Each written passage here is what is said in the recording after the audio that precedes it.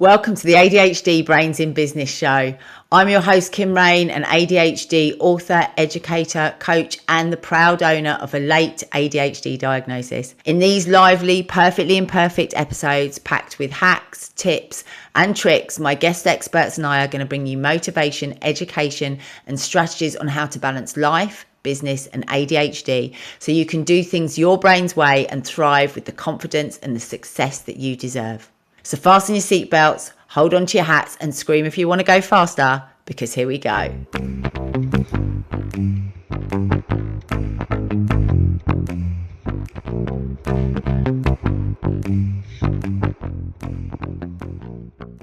Hi there. So I am here today, girl fanning a little bit with the phenomenal Kate Moryoussef. Kate is the host of the ADHD Women's Wellbeing podcast and now the author of the ADHD Women's Wellbeing Toolkit. And I have to say, I'm sure many of our listeners will know you already, Kate. Certainly for myself, I've sent so many people your way over the years. Your podcast was a real beacon of light to me when I first, when it first kind of like realised that actually I had ADHD, because it was the only one out there that was really talking about the stuff that I needed to know, like the solutions and some of the tools. So, but now, welcome to my podcast. Yes, this is an honour. Thank you, honestly. And likewise, I've sent loads of people to you and you've been on the podcast and you've been part of my world and helping people in my community. And so I really appreciate you and been looking forward to this conversation. Thank you. And thanks for finding the time to join us, because I know you're super busy at the moment with the book promoting and everything that's going on with that. So let's dive in. I think for me doing this podcast, I have watched you with envy for a long time now doing your podcast, because I can see how many women it's helped, how you've helped so many women feel seen and feel heard, but also the amazing guests that you've had on and all the things that you must have learned. So what do you think it's taught you? What's kind of like the main things that you I've really learned about ADHD from all the guests and everything that you've had?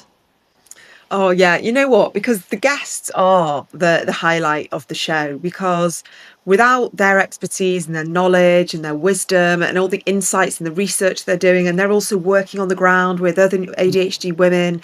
So for me, it's just like I'm a lifelong learner. I'm incredibly curious and enthusiastic. Finally, I've been able to channel my question asking into something useful as opposed to just annoying people. And for me, it's just learning. It's learning all those little nuances and how it can show up and in what way, and how we're only just learning just the tip of the iceberg about what neurodivergent women can look like, has presented.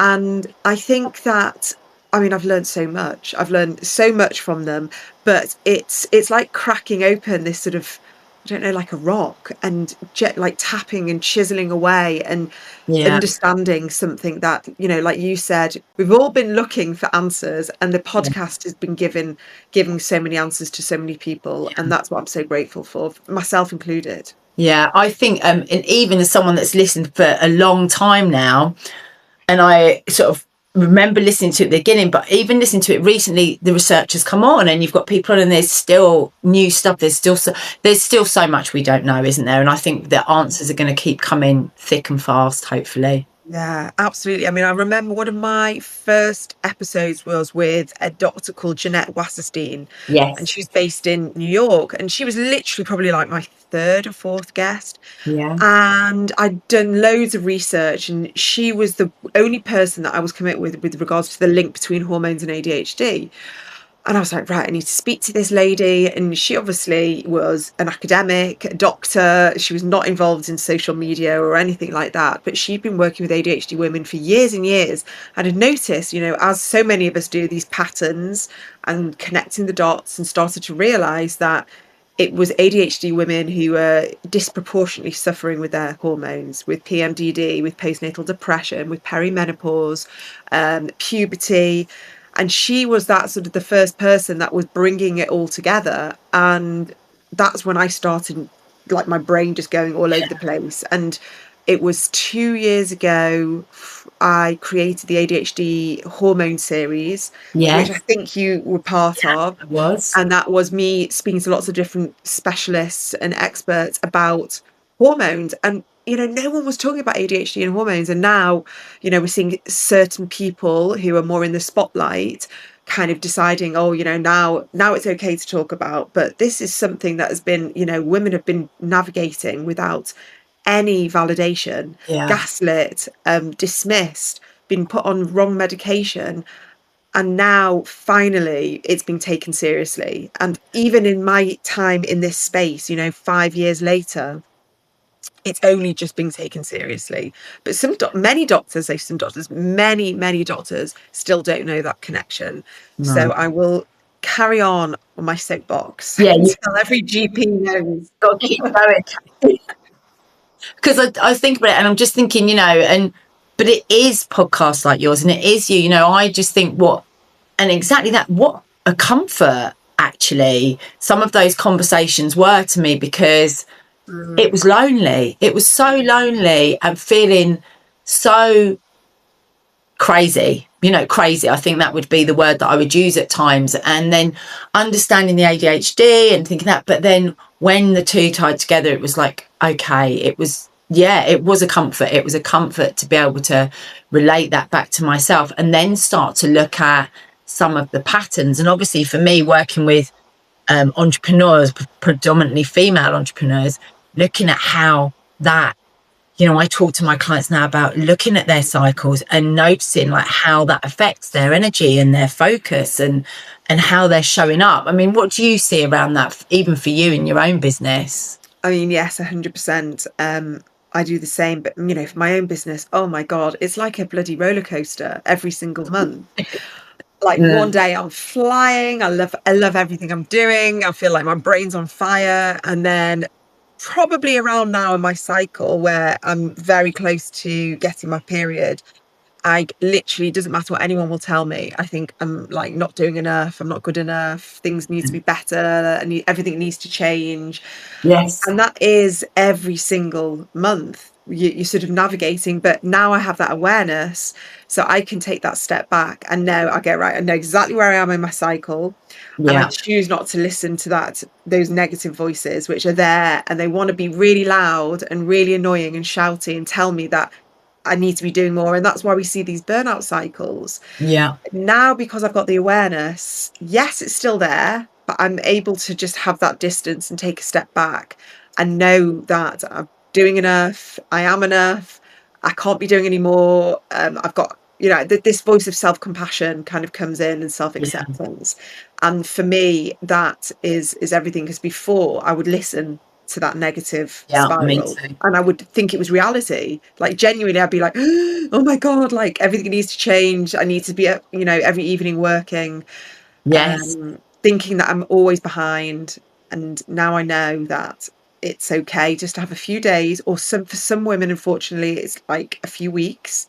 And Yeah. for me, it was, but now, thankfully with HRT, I'm able to kind of just have a couple of rubbish days, I would say, in my cycle, whereas before it was probably about 10 days in my cycle. Right. So yeah, it is all awareness. It really is. How do you show up for yourself and your business differently on those days? Do you do anything differently? Do you have any sort of routines, rituals, etc., that you follow? Yeah, so I do. I'm very sort of aware that when I'm talking about it for myself, but also for the community, that life is always lifing. Like I always say, Yes. it doesn't matter where you are in your cycle, there's always going to be stressors and annoyances or presentations. And yes, to a degree, we can kind of control what's going on. We can pull back and maybe we can shift some arrangements. We can maybe not schedule in really intense things.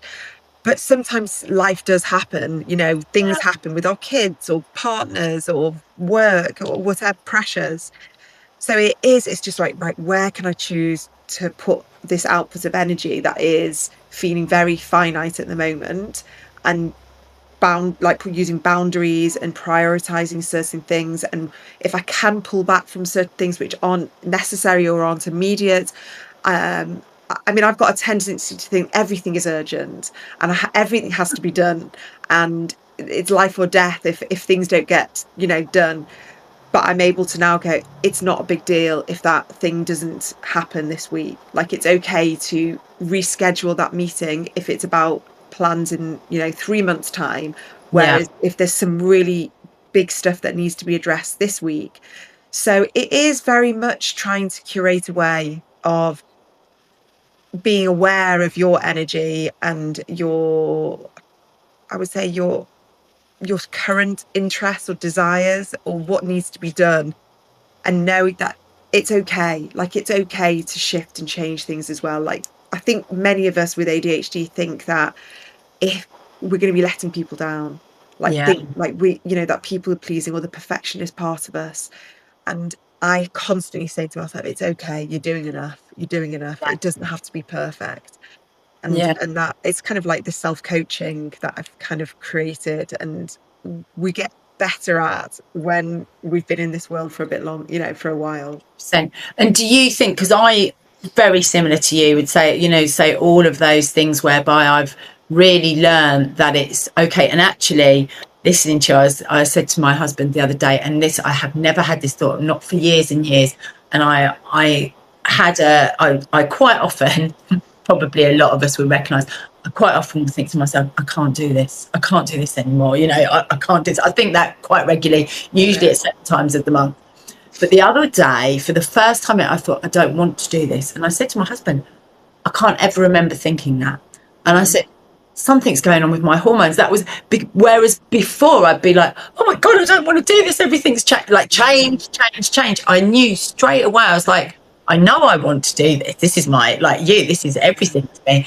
And I can now sort of pick up my thoughts or my changes, and actually, rather than going to, I'm not enough or this isn't good enough, or I go to, okay, what's changed in my body? Is it my first port of call is nearly always my something hormone, and sure enough, when things changed, I did have my period and all of those things, and the next day I was back to normal. But I've definitely found that allowing myself to think that way and to kind of give myself that space and grace has actually allowed me to be far more productive in my business. Yeah, 100%. I mean, I noticed that with sleep. So, if we've had a bad night's sleep, or perhaps I've not, either had too much caffeine or not, something's gone weird with my movement or my food. Like, we're such sensitive beings that when something is off, or when we don't do something, or something we know is integral to our well-being, and that sort of falls by the wayside, and that can often be like a very incremental thing. Like, we might not notice it and then look back and go, oh, now I understand, I've not done my yoga class for 3 weeks. Often that happens to me. Kids are off school, half term, and I'm much more jittery, and I realise, okay, that's because I've had the kids at home, I've had no spare time, everything's been eaten up with them, and then I'm working, and all the things that I do to kind of calm and regulate my nervous system haven't been there. And then I kind of go, oh, okay, it's the yoga, or it's the fact that I've not had a walk on my own for a few days. So it's often kind of hindsight, but we have to piece it together, which is why for me, well-being has always been integral to absolutely everything. We've got these amazing business brains, female entrepreneurs, with ADHD, who are forward thinking and innovators, and I've got like incredible foresight and want to make massive change, like do such good in the world. But none of that can happen unless we are prioritizing our well-being, because burnout is only one kind of click on the mouse away. We have to prioritize our well-being as the top priority, whatever we want to say, and then everything else trickles down. It is so right, isn't it? And through society, through nurture, we're not actually taught to do that. We're usually taught as females to just keep going. Everything else, you've got to do the family, you've got to have, and now you've got to have the career, you've got to have this, and the well-being is kind of like the last thing on the list. So maybe maybe I will pop for yoga, and like you say, yoga's brilliant, but you want to be in that moment. But I can remember times when I'm like, right, quick yoga, I'm right out of here on the next thing, like next. And it is finding that space, isn't it, to do those things. Absolutely. Yeah. You mentioned burnout, and obviously, I mean, burnout and ADHD, I think there should be a B in the ADHD, because I think burnout, I've yet to speak to somebody with ADHD who doesn't recognise that feeling of burnout. And I know certainly as entrepreneurs and with my clients, they can really struggle with those sort of burnout cycles.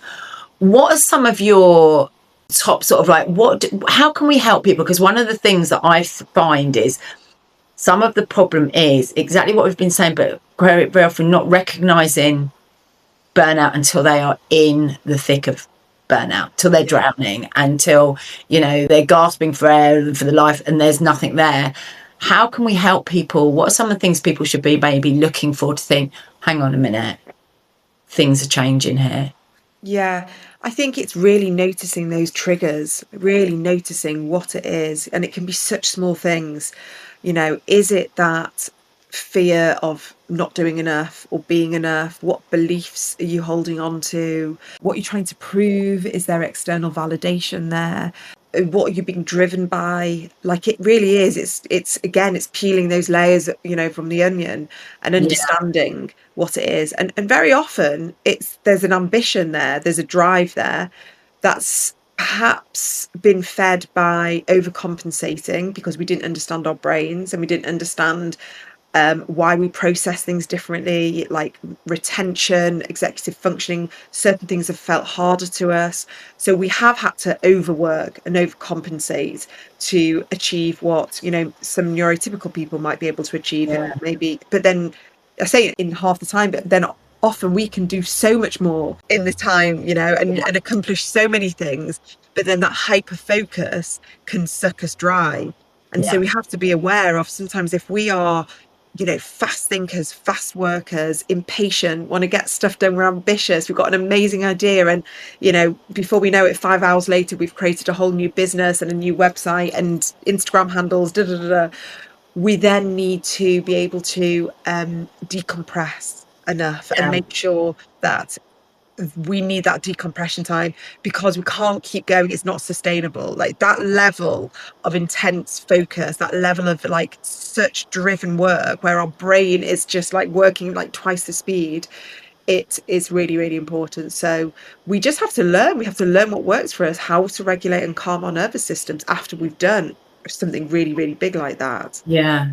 It's that sprinting, isn't it? I used to think that I kind of recognised that I was a sprinter, but I thought I could sprint a marathon. Yeah, exactly. You know, and now I'm like, no, you can't. And exactly like you said, I can, and again, clients can pull off amazing things in a very short period of time. But I know then I need probably to go and hide away and do whatever I need to do. Usually walk my dog. You're a walker as well. That for me is definitely my decompressing time. And that bit of space that I can have just to give myself that space. What do you think as female entrepreneurs, we should really prioritise when it comes to stuff like that? What should be our non-negotiables? Do you have a kind of absolutely have to do these things? I think everyone's are unique and we all operate slightly differently, because I know that we've got lots of common ground and, you know, we've got this Venn diagram of, you know, traits that many of us can relate to for sure. But what I would say is always go back to, okay, like how do I work best? What does that look like? In what environment is that? Knowing and understanding what does help us, but also on the flip side, also knowing, okay, what does burn me out? Is it when I have to go into the office and from a sensory perspective, the lights, the noises, the people, the expectations, the pressures, the not being able to get outside and get fresh air, like all these things, and just be able to offset that, like offset whatever those triggers could be with, okay, I'm going to do a day in the office and it's going to be really intense. I've got a commute and I've got this, but what can I do to make sure that whatever that is, you know, if I get home and then I've got to sort all the kids out and cook dinner, or I've then got to go to, you know, a social thing in the evening, what works, what doesn't work, you know, is it, you know, stick something from the freezer and not put any pressure on yourself to have to then do loads of other stuff? Can you pull back from after school activities on a certain day? Or I'm trying to think from a reality perspective, because we all live busy lives. And you're, yeah, Every person has different stuff going yeah, on. So what we have to just try and cut ourselves slack where we can cut the slack, where we can take yeah, that pressure off wherever we can, find ways, and then also find ways where we can nurture that energy, where we can, like you say, go for that walk, see some friends, do something that calms and relaxes us, make sure that we've got, good food. We are prioritizing having time away from tech and yes, scrolling and all these things which deplete us. I just see things as depleting. Right, okay, how can I offset that? yeah, And it's a constant balance, and there's no perfect right formula, and we're constantly tweaking it and changing it. But if we can just be slightly ahead, as opposed to, I think many of us who have gone through burnout cycles, who are always on the back foot, we kind of just want to be 2 steps ahead instead of five yeah. steps behind. And I think that's when you start finding a dance that works in life. Yeah, and I think it, like you say, recognizing that, hang on, I'm moving back. So I'm now like, I'm only a step ahead. Okay, now I'm moving right. And I think for me, I know that feeling. I know for myself that it's like, okay, things start to, if my sleep starts to go, Yeah. which it does sometimes because of my hormones nowadays. I'm 52 now, so it's all fun and games here. But also I know that if my workload becomes too much and suddenly I'm, batting things and sometimes it can be like you say, it doesn't have to be, I don't know, freezing cold showers or meditating Mm. for half an hour. It can just be like cuddling my granddaughter. I suddenly think, oh my gosh, I need to go and Oh, see my granddaughter, because I can just give her a cuddle, and how old that's, is she? she's 5. She's 5, so Oh, she's full of beans. She's brilliant, and she's talking and that, and it really just grounds me. And whether it's your dog or your cat or your friend, some days, like I remember saying to my clients, like some days, yeah, a salad in the gym is great, but sometimes you actually just need to go and have a glass of wine or a coffee with your best friend. correct. you Yeah, know, it's finding ways to build the oxytocin, build yeah, serotonin. Dopamine is what we're seeking, yeah, and often it's kind of we're looking for very quick fixes of dopamine. We yeah, need the sustainable ways, and I think I totally agree with you. Connection with people you love, your dog, a baby, going for a gorgeous walk with a friend and having a really deep, meaningful yeah, conversation. Those are the things that fill our cup, and we have to think about that. Yes, I always say nutrition, hydration, movement, all of that. Definitely, we have to, but we also need to be having fun. We need to be yeah, laughing. We need to be yeah, creative. Creativity is a must. We must be mm, able to, and I don't mean creativity in, um, doing an Instagram post, because no, that's hard yeah, work mode. Like, we have to be able to say, right, what can I do to completely detach from work yeah, and really just, allow that to flow, like for just to channel it in a way that doesn't need an outcome, it doesn't need to be sold, doesn't need to have a price on it or be perfect. And this is something that I'm constantly working on, because yeah, I am a natural workaholic, and I would sit in front of my computer and conjure up new ways of for the business, where I have to actively say, no, right, what we're going to do today, who are you going to speak to, are you going to be creative, what book are you going to read that's not going to be about work. And yeah, so I have to actively push myself, and if we're not aware, we'll just keep going down that route. And we yeah. also know, from some of the research, from the podcast, is that women with ADHD are more likely to have cardiovascular problems. That was mind blowing to me. This was research from Dr. Sandra Coy, who's a professor and understands ADHD women and hormones and women's health, and just incredible. And then she's done research saying that there's a direct correlation between women who have suffered with cardiovascular problems and the higher proportion of them being ADHD. Oh So wow. this is from, I was like, well, why? Like, what is Yeah, this? that's what was going to be my next question. Yeah. And it was unfortunately what I suspected, but I didn't think it would be, which is that the stress response, our Yeah, sympathetic nervous system is constantly activated. We're constantly in fight or flight and hypervigilance. So if we don't, this is not just a, oh my God, my heart's racing a bit, or I'm a bit anxious. This has a direct correlation to our health, Yeah, our, life or death. And, we also know that autoimmune issues, gut issues, all sorts of physical health conditions, chronic fatigue, chronic pain, it's all, fibromyalgia as well. yes, it's all interconnected. And so much of this is to do with our stress response. So Yeah. we have to constantly be finding ways to decompress and de-stress and calm and regulate ourselves, so we aren't our ADHD doesn't manifest physically as well.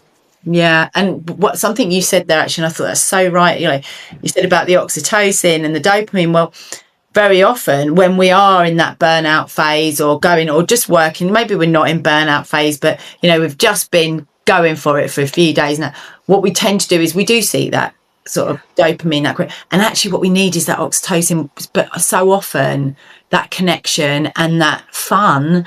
And I mean, that's been the most powerful question I think I've ever asked clients. I can think of, not just on one occasion, on several occasions, asking clients, what do you do for fun? And they burst into tears because they don't know what they do for fun, Yeah. because we get so, and I'm like you, my work, and I think a lot of us are like, we're lucky, you and I, we do something we love and we're passionate about. And it's a blessing and a curse, right? Because I could work, my work sometimes is my relaxation and my hobby. I Yes. love, Yes. like to switch off, I'll listen to your podcast. Well, technically I'm half listening for me, but I'm also Work. listening for and we do these things, but actually it's taking the time out to just be and just have fun and just relax. And and I think if we don't do that, then we will end up chasing the dopamine, which can be a glass of wine, a packet of crisps, shopping, gossiping, anything that we do.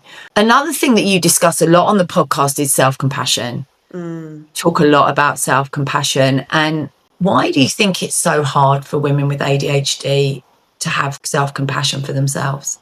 Because I don't think we've not understood ourselves. So we've always thought that we're operating with some form of defect, like there's something wrong with us. There's a personality flaw. There's an issue with us. It's like a very personal issue that we've just, I don't know, we're not good enough. We're not trying, and again, we've had, that mirrored back to us, that's projected onto us from other people saying, just try more, do better, be more organized, why are you never here on time? Why is everything messy? Why can't you do this?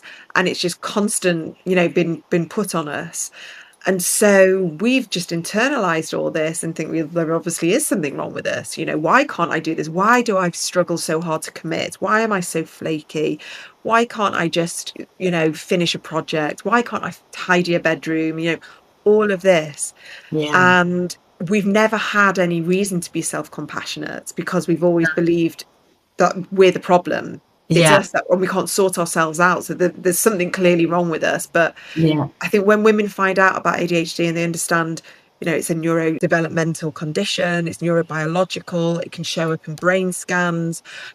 We know how, that there's all these interconnecting things like hormones and trauma that, potentially that we would have experienced. And it's all compounding. And then we can say, okay, so a lot of this hasn't been my fault. I've not been supported properly. I've not been coached. I've not been educated in a way that works for my brain. I've not had parents that have understood themselves, because if we haven't understood ourselves, our parents wouldn't have done that. So we are operating, this generation of women, you, me, your clients, my community, the listeners, we're all kind of in this moment of awakening. And so what we do need is so much self-compassion for this awakening. So, my hope has always been with the podcast and this movement is that we'll then be able to model to the next generation, our daughters, grandchildren, whatever that is, and allow them to be like, know exactly who they are, which is why screening at a young age is so important. Yeah. It means it takes away all that kind of toxic internalization, where they're getting the help and the support that they deserve at school so they can thrive and do well, and they can start focusing on all their strengths and get help or understand what those challenges are and why they're there and what they can do to help themselves and just have a lot more empowerment. So that is kind of why I think we've struggled with self-compassion, but I really hope that the new chapter of awareness, you know, whether that is just a self-diagnosis or a diagnosis, that people can say, this actually hasn't been my fault. Like, Yeah. this is not a me problem, and Yeah. remove all that self-shame and judgment and everything. Yeah, and I'm sure, like me, like with your coaching, and you see it, people say to me, "Do I really need a diagnosis? Does it matter?" And like you say, self-diagnosis or otherwise, but actually, I do think that what gives a diagnosis just gives you that, and it becomes stupid ADHD rather than stupid me. Yeah. And suddenly it's like, oh, that's my ADHD. Oh, my ADHD. And it's not an excuse, but it's an explanation. Suddenly it's not. And I think it can change that whole conversation in our heads. And I mean, I've seen it in myself just over the years. Suddenly it's not, I'm like, oh, okay. And rather than it being me, down to me, I can just be a bit more compassionate. And I think it's so important. So yeah, absolutely. And I do see, I think I love that what you said, that I see my ADHD as a separate entity that is part of me. And Yeah. it's not, I'm not the ADHD, like my whole being isn't ADHD, but there's a part of me that is ADHD, and that can often drive the show or make me do things that I'm annoyed about myself at, or I'm maybe embarrassed about. You know, I lose my phone a million times a day. I don't shut the fridge ever. I walk around the house looking for something I've put in a random place. I waste so much time looking for things. Yeah. You know, and now I know that is me. And I was probably doing 5 other things at the same time, Yeah. probably getting loads of ideas, and the ideas were taking over where I'd put the thing. Or I'd walked into one room, like as many of us do, thinking I'm going to do one thing and then do another thing. Yes. And I just see it, I'm just like, oh, freaking hell, it's Yeah. ADHD. Yeah. And I see it how it comes up during my cycle a lot more as well. Oh, I yeah. really do. Yeah. And yeah, it's taking that sting away. It really is. And the other thing is, and then I think we can start to focus on the strengths and all the amazing things. Like, I remember sitting there, and I don't know about you, but I think, gosh, I used to think that I was here in spite of my ADHD, but now I think, oh my God, I'm probably here because of it. There's so much that's so like that, you what you do, the tenacity, the way you do it, and that drive because of it. Like, you've got a phenomenal career, you've got your business. I'm sure people look at you and people say to me like, oh, well, it's all right for you do this, or like, oh, it's not really work because I love my work so much. I'm like, that's me, and the part of me that will never give up and never let it be enough. And it kind of works both ways. It's just learning to tame it, I guess, a little bit. Exactly that. 100%. Yeah. And I'm grateful for my ADHD for so many things. Absolutely. I agree with you. I don't think if it wasn't for my ADHD, I mean, obviously I wouldn't be sat here talking about ADHD and doing all the things, but I know it's driven me. It's my moments of impulsivity, which maybe a neurotypical person wouldn't have had the audacity to do. And there's certain things that I just go, oh, F it, I'm just going to do it because, why not? Or those moments of creativity, or like this download of inspiration, where I will know intuitively I need to just ride with this one and just push forwards. And I know a lot of that is my neurodivergence, which I'm so grateful for. So it's just this constant balance of nurturing it and then soothing it where it needs soothing. Yeah, definitely. What do you think for you, your biggest challenge around the ADHD and the business is? Like, where do you see that as kind of like the biggest part of it, and how do you navigate that? I probably would say overwhelm. That's what the first word that comes to me is. I get overwhelmed quite easily, especially with having a digital business and having a business that has quite a lot of arms to it. Yes. I'm constantly saying, how can I simplify everything? How can I strip everything back? And then I go, but I don't want to just do one thing. I want to, I want to do this and I want to do that. And again, you're constantly juxtaposing yourself, because you want the novelty and the variety, but we also want the simplicity and all of that. So I do get overwhelmed quite a lot. Thank God I have a team that freelancers that come in and I can delegate to, and I'm really kind of open. I just sort of say, like, I need you to just ride with this and just help me with this and just look after this, and just come to me when you just need me to just sign something off or confirm something. I would say that's probably the big thing for me is Yeah. trying not to get overwhelmed all the time.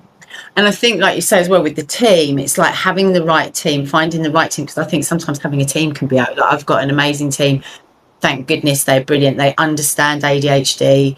They understand / put up with me. I'm very open about, like, and I always say, like, I'm really nice to work for. I'm a nice person, but I'm a nightmare to work for. But I do try to be nice. So you just got to play with the other bits, and but I just think sometimes actually managing my team can feel overwhelming, Yeah, and it can all be quite a lot at times. So I very think much. team.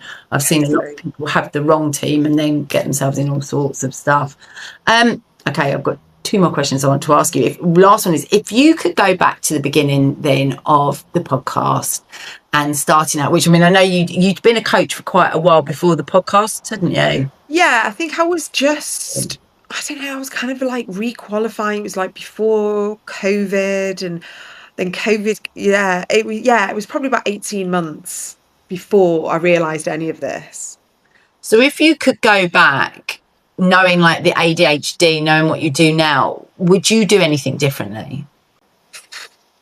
Probably not, because everything that I've done has been like a stepping stone Mm, to the next thing, and then the next thing. And I guess you learn, don't you? And I've made so many mistakes. Honestly, I've done things that have cost me huge amounts of money, and right. done things that I look back and I think, oh, what did I do that for? Or why didn't I just take a break on holiday? Like, I didn't need to bring my laptop. Done. Um, Costs.